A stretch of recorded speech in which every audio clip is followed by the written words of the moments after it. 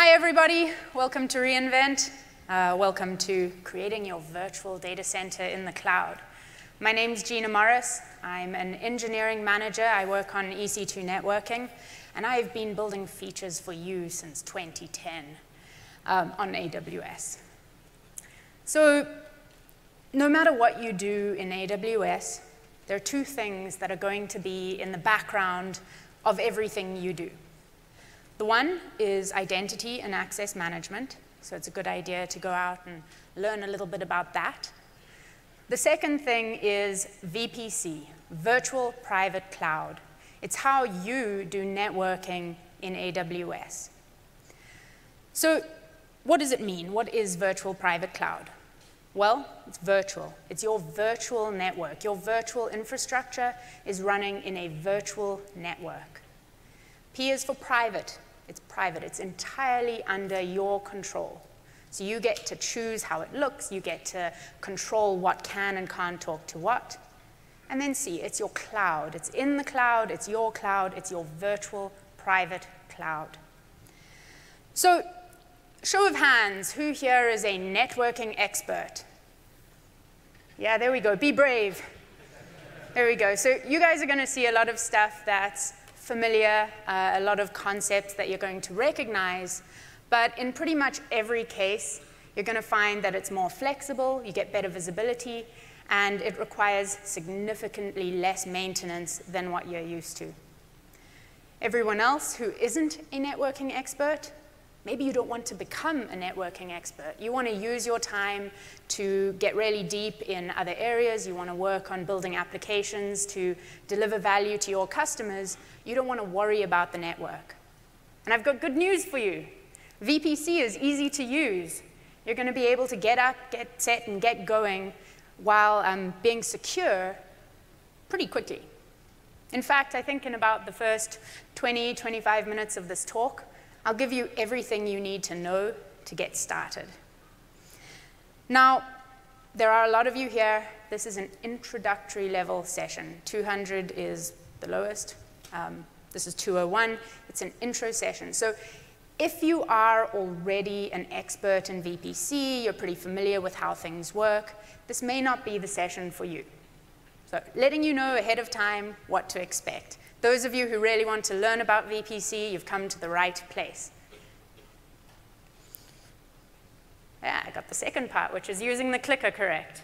OK, this is an EC2 instance. It's a virtual server, and it's running in AWS. And the E is for elastic. You want to scale this up. You want to scale down. You want more of them. You want less of them. So you're going to have a lot of change. You're going to have this dynamic set of servers. And it's running in our network. It's running in the AWS network. But because it's your infrastructure, we're going to let you run it in your network, your virtual private cloud. And you have control.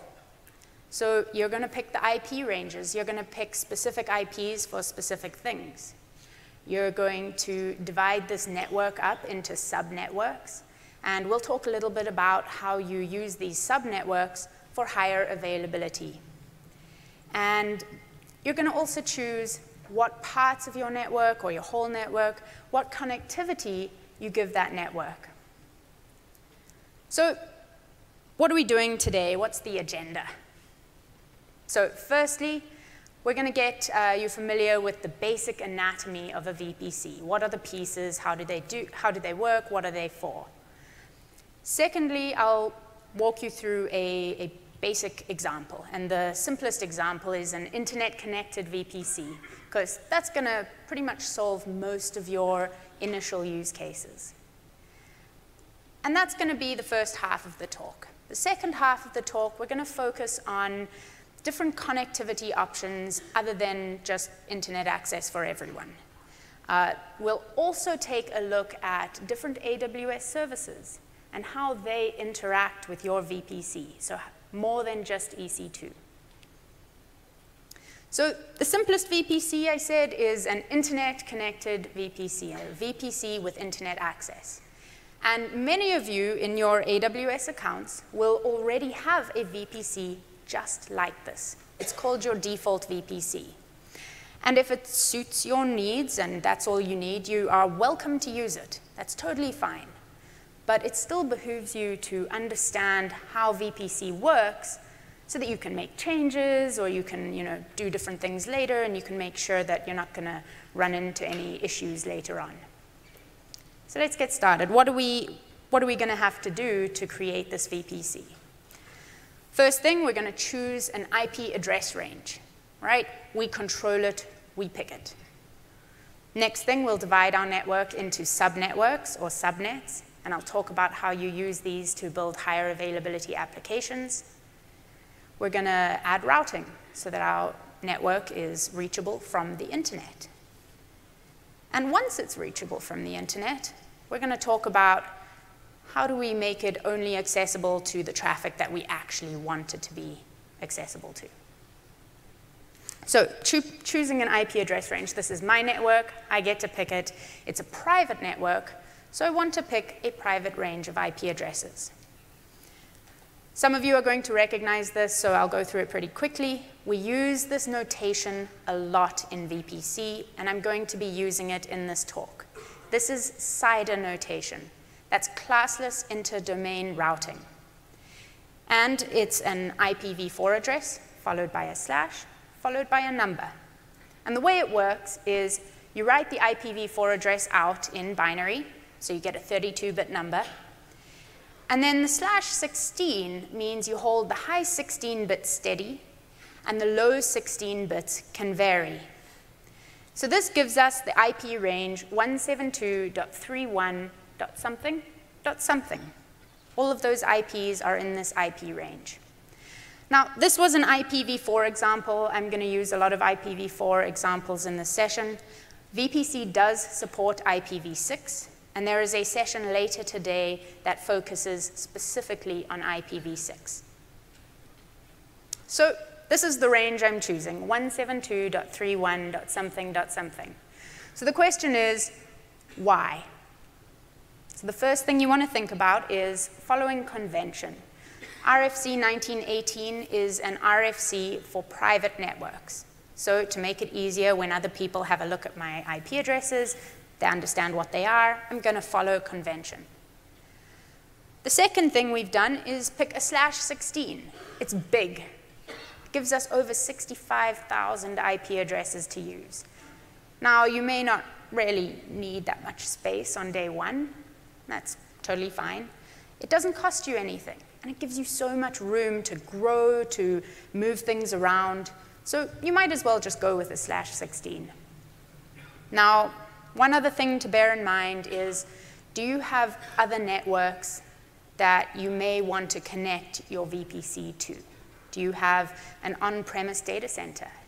Do you have other VPCs, either in your account or another account? Take a look at what those IP ranges are and try and pick a range that doesn't overlap, because that'll prevent conflicts later on.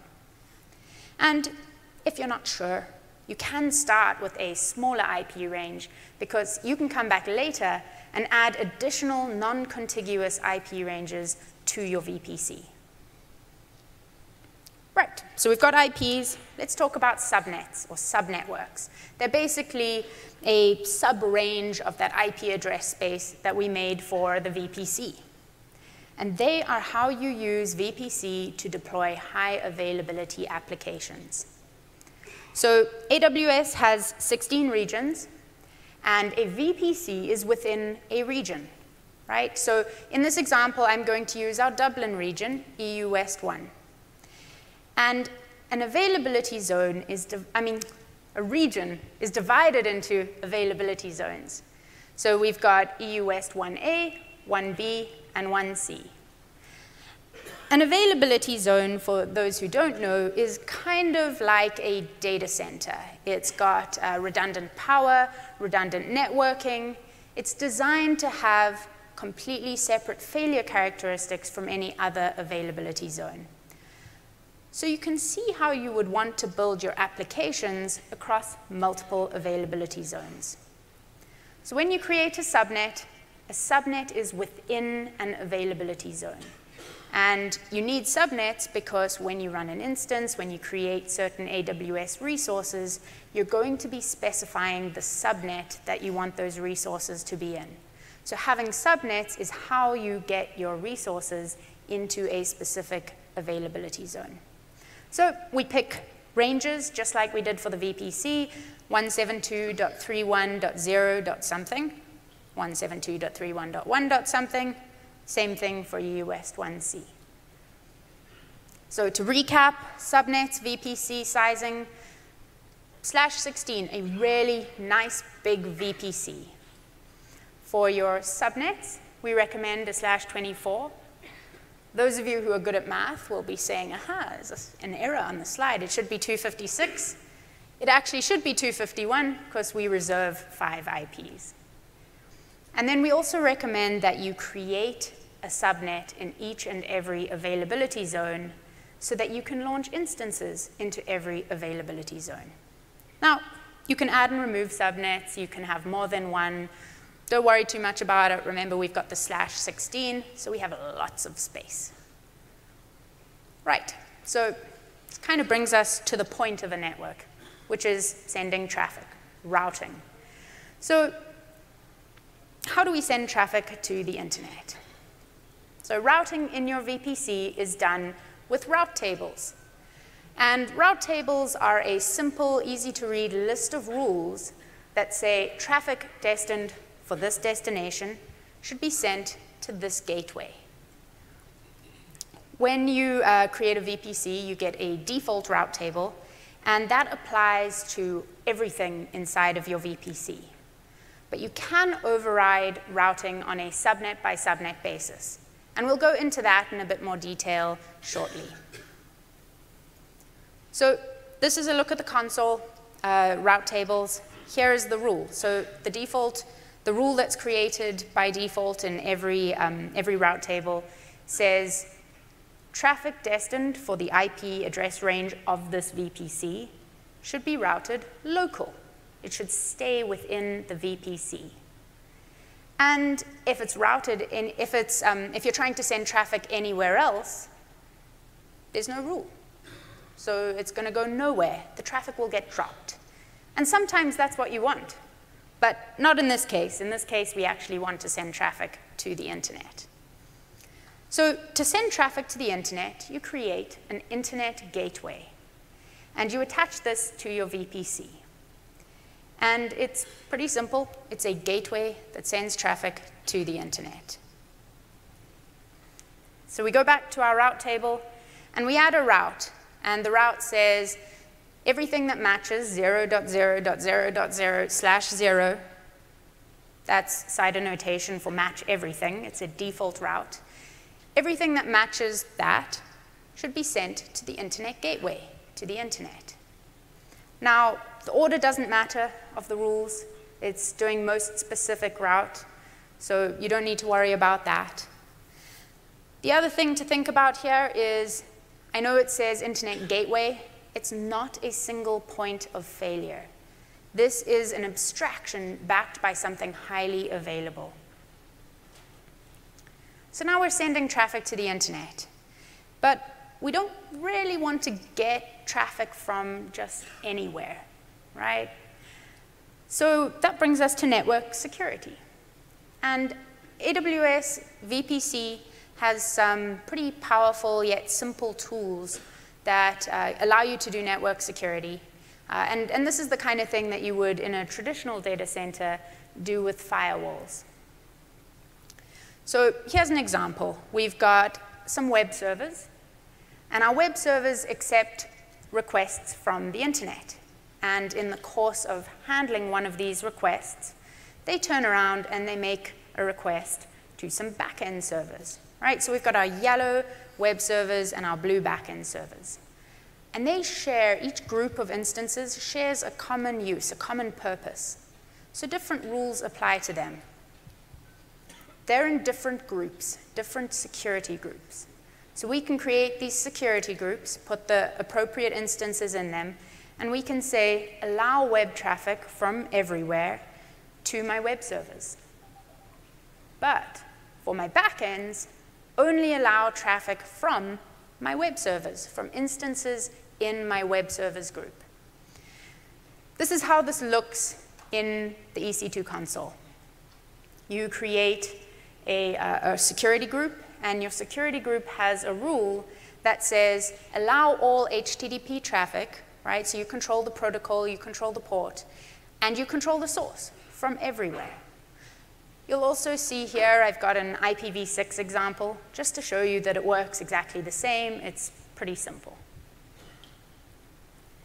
Second thing I wanted to call out, because this is new since last year, is that you can add a rule on each, you can add a description on each and every rule, which makes it so much simpler when you're maintaining these groups, when multiple people are looking at them, when you want to remember, why did I create this? What does it do? So let's look at the backends. These are a little bit more interesting because they're not just allowing everything. So in this case, you'll notice that the source is not a range of IPs. It's another security group. This is so flexible. You're basically saying allow traffic on port 2345 from any instance in this other security group, in the web server's security group. That is a zero maintenance way of keeping the principle of least privilege, of keeping all of these things up to date without you having to do anything.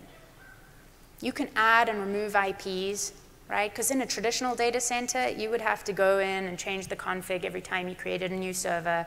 You remove a server, you've got to go in, change the config, make sure the things are only talking to the right thing. Here it just works automatically. And in EC2, we want you to be elastic, so this is super, super powerful. So, security groups. Follow the principle of least privilege. Only allow things to talk to things that they should be able to talk to, and don't allow anything else. Both of those examples were for ingress rules, incoming traffic. You can create rules for outgoing traffic as well, but by default, they just allow all outgoing traffic. Right, so remember at the beginning, I said that I would give you everything you need to create a VPC, get productive, and be secure in EC2. This is the point. Basically, this is everything you really, really need to know. This is the basics. And you can now be productive and secure, very important. So we've got this internet-connected VPC. So what other options are there for connectivity? So the first one is restricting internet access. Maybe you don't want your entire VPC to be accessible from the internet. The second is if you have an architecture that has multiple VPCs, either in your own account or maybe you have multiple accounts, each with a VPC, and you want to peer those together, we'll talk about VPC Peering, which allows you to achieve that. And then last, but definitely not least, if you are migrating to AWS or you want to run a hybrid infrastructure, there are a couple of ways of connecting your VPC to your on-premise data center. So, restricting access. We spoke about how the default route table applied to the entire VPC. You can also route by subnet. So let's have a look at our web server example. This doesn't replace security groups. You still want to use the security groups you created. I'm not putting them in the diagram, just kind of simplify things. But remember, we have our yellow web servers, they're getting traffic from the internet, and our blue backends, they're only getting traffic from our web servers. So you can put each group into their own subnet, because the subnet is the unit that we're doing routing on. And we can say, the web servers have a route table that has a route to an internet gateway, but the backend servers don't. They can't route to the internet. And one reason you might want to do this is if you have any kind of compliance or auditing requirements that need you to show that your servers are not routable from the internet. This is one way. The other reason people do this is just to take a real belt and suspenders approach to security, having security groups and just not allowing anything through that shouldn't come through. In our documentation and in the rest of this presentation, I'm going to refer to a subnet that has a route to the internet or to an internet gateway as a public subnet. I remember this because you need a public IP to talk to the internet, so a public subnet. And then one that has no route to the internet gateway is a private subnet. So let's look at another example here. So if you have a private subnet, you've got some very important stuff. It's running in a private subnet, and you need to maybe reach out from those instances to a Yum repo to get updated software. You can't do that. You have no route to the internet. And what you usually do is, in this case, is you would use network address translation. So you could run an instance in the public subnet. Actually, let's click on one. You could run an instance in the public subnet and basically proxy traffic through that. Network address translation takes the private IP that you were coming from, right? Your source is a private IP, and it rewrites it to a public IP, sends it to the internet, and when the response comes, sends it back. That's fine. You can do that. We even provide UMIs so that you can go and launch a NAT instance pretty easily. But it's much easier if you use a NAT gateway. A NAT gateway is a gateway that you send traffic to when you want that traffic to be NATed, to have network address translation.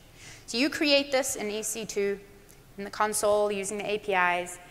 You specify an elastic IP address. That's a public IP that you control. And then all traffic coming from your private subnet that you route to that NAT gateway is going to appear on the internet as if it were coming from that public IP. And it works exactly like the internet gateway in terms of routing. In your route table, you add a rule that says everything destined for the internet, everything destined for everywhere, send to the NAT gateway. And it just works. And again, this is not a single point of failure. This is something highly available, and it's a virtual device for your purposes. So this last example on this topic is using both security groups and subnets. So we've got our private subnet. We've got a bunch of instances there. We've got a public subnet. Nothing really important runs there. We really, really want to isolate stuff. But we want to SSH in. We want to be able to SSH in and troubleshoot and see what's going on. But we can't get there because we have no route to the internet. So what we can do is we can create an instance that's an SSH bastion.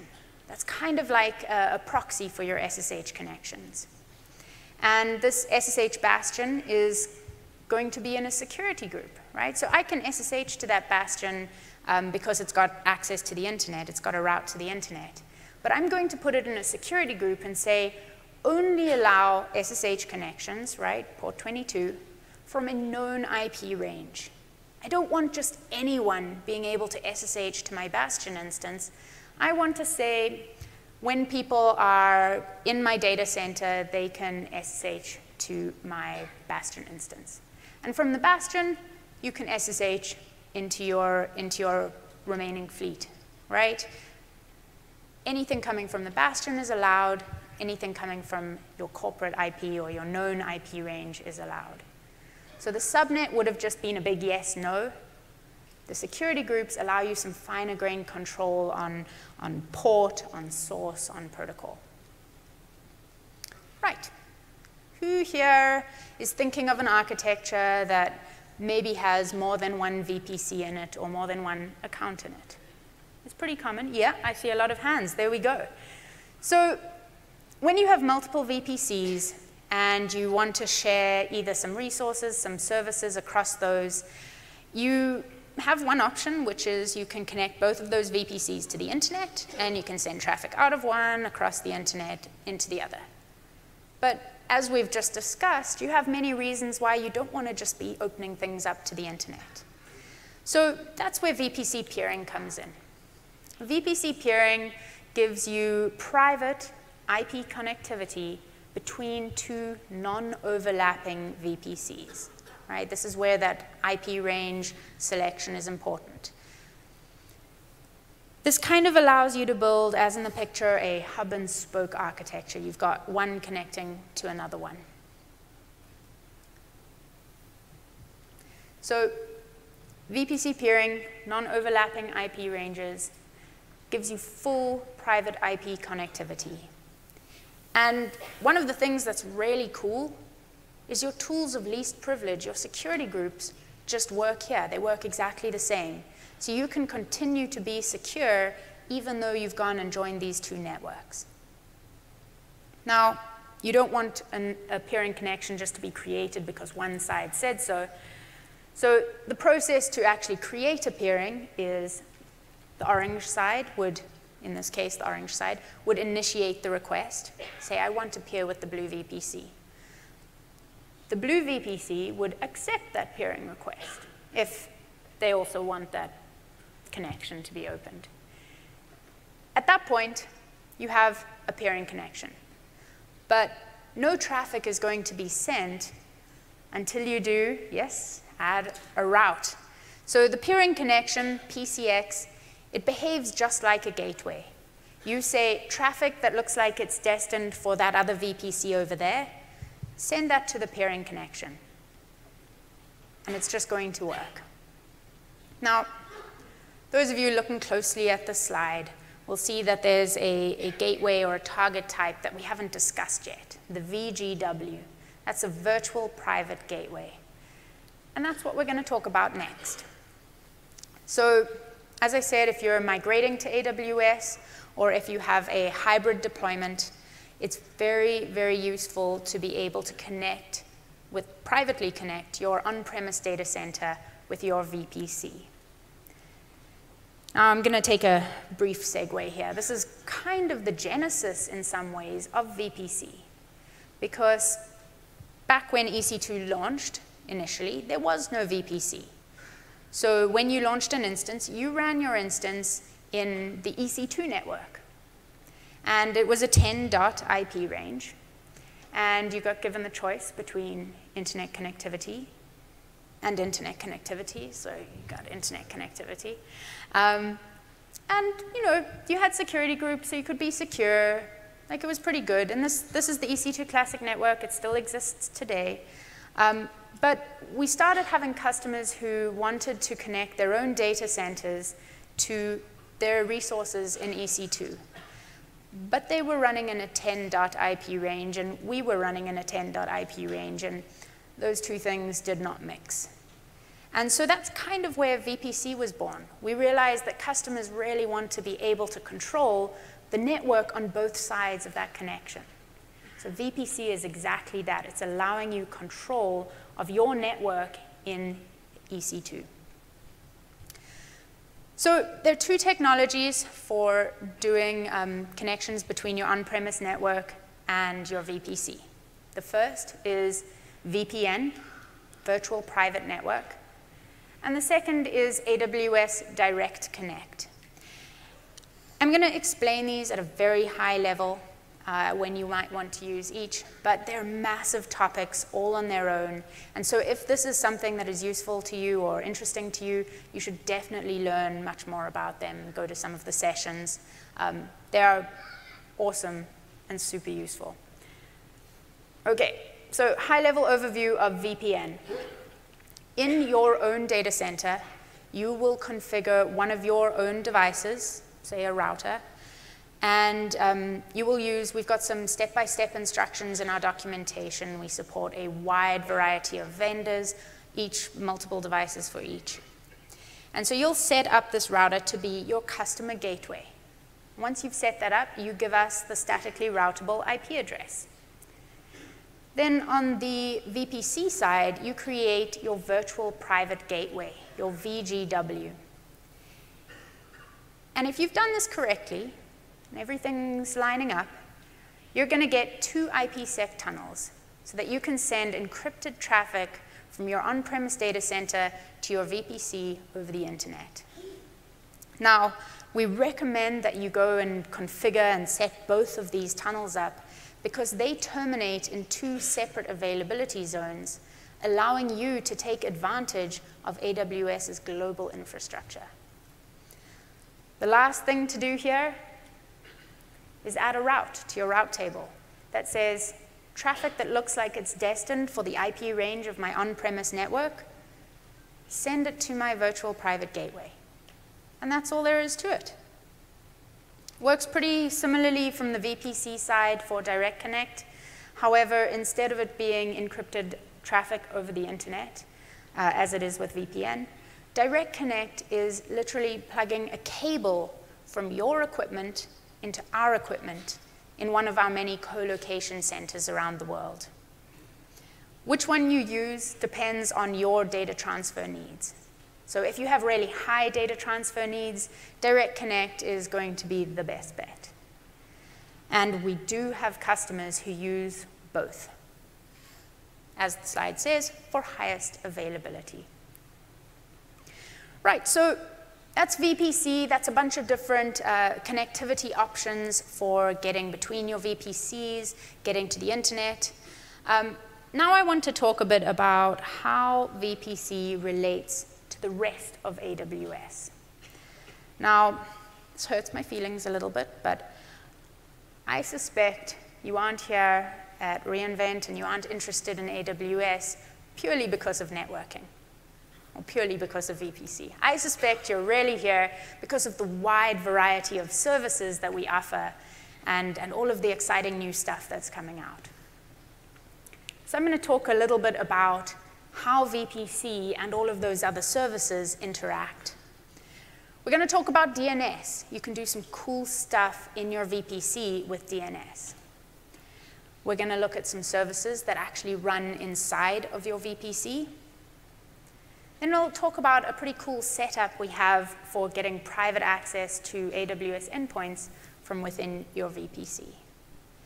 And then lastly, I'll show you how to get visibility into all the stuff we've discussed and really understand what is going on. So one very basic service of a network is DNS, which allows you to do domain name resolution. And in VPC, you can do split horizon DNS. So this is a look at the VPC console, and there are 2 DNS options here. And you want to say yes to both of them, because it gives you some cool stuff, and we'll touch on some of those things in a moment. The first is DNS resolution. Do you want Amazon to take care of DNS for you? You can run your own DNS server, but most of you probably don't want to or need to.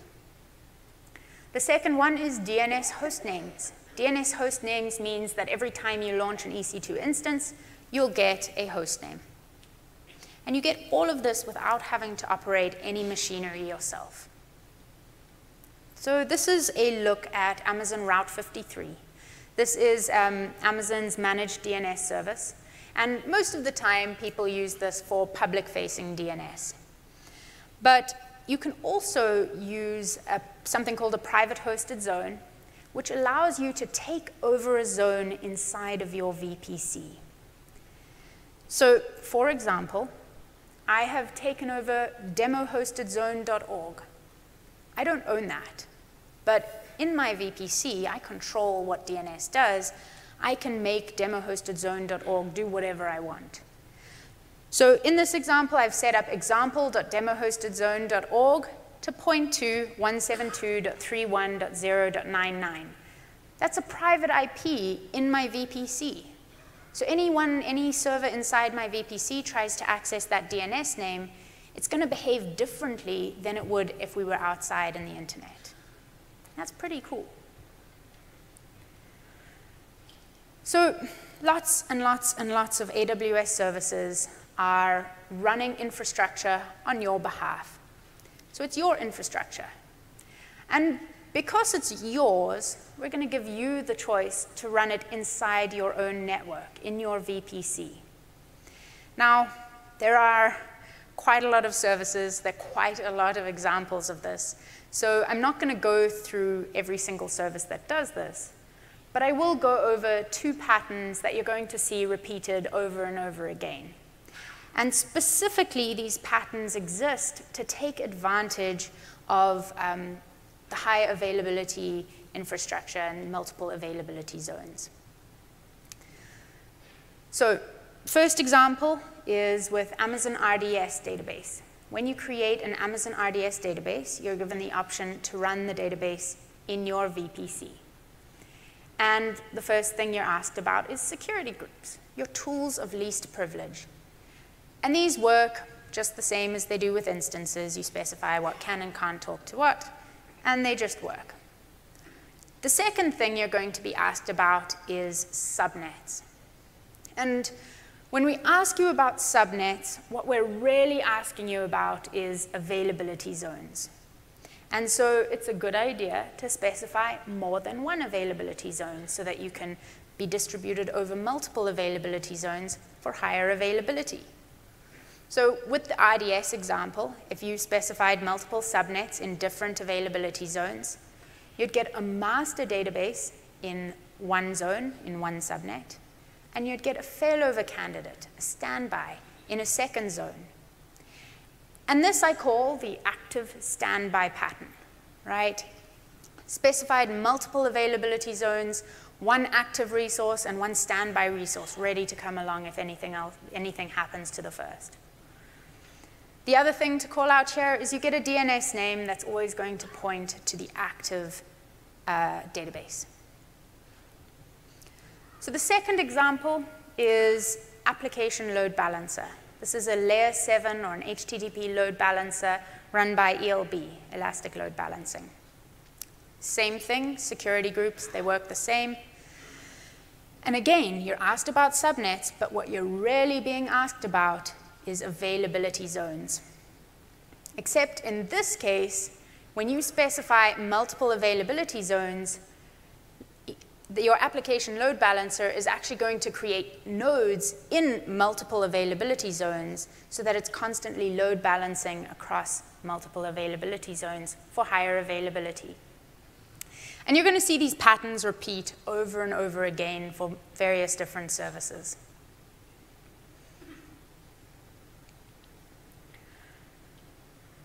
So VPC endpoints. VPC endpoints give a direct private connection to AWS Services from within your VPC. It allows you to continue to practice the principle of least privilege. Also, in some cases, you get some pretty interesting tools for access management. So I'll go into that in a little bit more detail as well. So this is how the world works today. I'm going to use S3 as the example here. You have your application. It's running in VPC. Happy days. You've got your data. Your data is in your S3 bucket. And your data is kind of a part of your application. Now, when you resolve the S3 bucket's DNS name, you're going to get a public IP address. So if you want to access your data in S3, you're going to have to create a way of going over the internet, either an internet gateway or maybe a NAT gateway, something like that. And when you make the request, you're going over the internet to S3 to get your data and bring it back to your application. And VPC endpoints exist to solve this. So there are two types of VPC endpoint. The first type is a gateway VPC endpoint. Gateway VPC endpoints are supported for Amazon S3 and DynamoDB. And the way they work is you create a VPC endpoint, and you put a route in your route table. They behave just like all the other gateways. You put a route in your route table that says traffic that is destined for this service, S3 in this example, will be sent to this VPC endpoint. Again, not a single point of failure, something highly available backed by AWS. And that's really all there is to it. It just works. You don't have to change your code. You're not pointing at something specific. It just works. Another thing that you get with a gateway VPC endpoint is the ability to add identity and access management policies on the VPC endpoint. And this applies directly to the endpoint. So you can say exactly what the VPC can do and cannot do in each service that it's talking to. With S3, you also have the ability to add a policy on the S3 bucket, which means you can actually lock down that bucket and say this bucket is only accessible from traffic coming through that VPC endpoint. This is really, really cool if you want to lock things down. So the second type of VPC endpoint, this is pretty recent, this is a couple of weeks ago we launched this, is an interface VPC endpoint. And you'll also hear this spoken about as AWS Private Link for AWS Services. So this works very differently. It is a VPC endpoint, so you create a VPC endpoint. And when you create a VPC endpoint, you specify subnets, and it creates an elastic network interface in each of the subnets that you specified. Now, that elastic network interface has a private IP, and when you send traffic to that private IP, it goes to the VPC endpoint and directly to the service. So you have private IP connectivity to AWS services from within your VPC. Now, because this isn't a gateway, you don't use a route table to send traffic to it, you get given some DNS names. You get one DNS name that'll have all of the IPs, and then you also get given a zonal DNS name for each specific IP, so that if you do want to keep traffic within a zone, you can. But this is, these are DNS names, and there are lots of them, and you would have to change your code. So you can also choose to let us manage a DNS name in your VPC that looks exactly like the DNS name of the service outside of your VPC. So when you resolve that DNS inside your VPC, you'll go to your IPs, your VPC endpoint. And if you were outside, you'd go to the public endpoint. So again, you don't have to change your code, you don't have to do anything, it's just going to work. So there's a lot of stuff going on in your VPC. You've got security groups. Maybe stuff isn't working as you expect. How do you get visibility into your VPC? So you do this with VPC Flow Logs. VPC Flow Logs get aggregated metadata about accepted and rejected traffic and allow you to easily go and look at that. They really help you tell what your security groups are doing. You don't have to manage any infrastructure for this either. This just works. And it's pretty simple to set up too. You go to the VPC console, to the Flow Logs tab, and there's a button. You fill in some stuff, and then you'll start getting your VPC Flow Logs pushed to Amazon CloudWatch logs. And that looks like this. So let me draw your attention to this entry over here. This is a reject, so it's a bit more interesting than most of what's going on the rest of that page.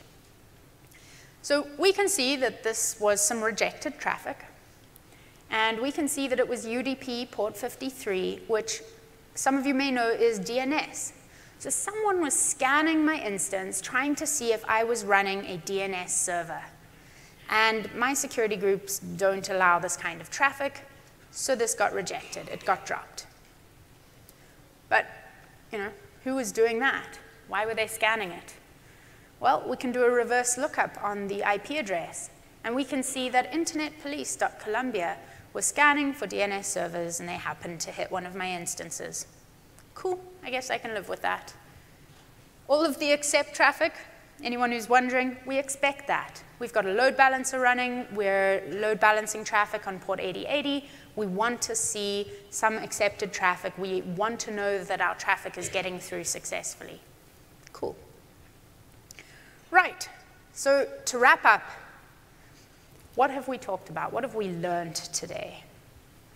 So we learned about your network, and your VPC is your network. And we spoke a bit about your resources in AWS, your instances and your other types of infrastructure. We spoke about how to do networking in EC2 and how to use subnets for higher availability applications. We spoke about security, very important, how to control who can talk to whom in a low maintenance way, and following the principle of least privilege. We spoke about running AWS services inside of your VPC. And we spoke about getting visibility with VPC Flow Logs. We also discussed a bunch of connectivity options. Connectivity to the internet with internet gateways, to your on-premise networks with VPN and Direct Connect, to other VPCs using VPC Peering, and then to various AWS services using 2 different types of VPC endpoints. All of this gives you visibility, gives you a flexible and zero maintenance network, and it's entirely under your control. Now, there are a bunch of other sessions. I mentioned a couple of them during this talk, but many of them will give you a deeper look and in some cases actually explain to you how some of this stuff works when you look a little bit deeper. Thank you very much. At this point, if I've done my